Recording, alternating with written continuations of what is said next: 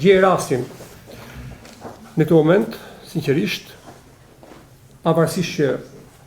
me zonjën ministre, qoftë me kolegën, ish kolegën Ilameti, apo me kryeministrin e Shqipërisë zotin Rama,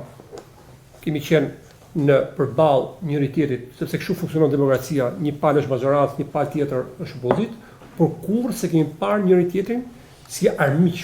por për të punuar dhe për të luftuar për të qenë diçka më mirë më përpara për Shqipërinë. Dhe për mua kjo është një sfidë, është një dorashk e hedhur nga kryeministri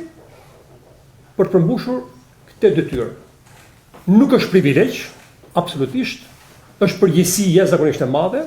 pavarësisht që vin nga sistemi i drejtësisë për 15 vite dhe 20 vite në politikë, dhe që kemi pasur mundësi të njohim shumë gjëra, por atë që s'ka tha ministri në një moment, do të kemi pozitivitetin që në funksion të përmbushjes së detyrës, por dhe në funksion të respektimit të biznesit, i cili mendoj që është jashtëzakonisht e rëndësishme, sepse është ai që mbush për ditë buxhetin e shtetit,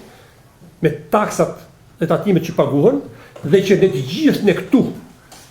nga muaji i parë që deri në gjithë paguhemi nga taksat dhe nga tatimet nga aktiviteti i këtij biznesi. Që do të thotë një biznes shëndosh, një biznes me rregulla, respektimit i një biznesi të rregullt dhe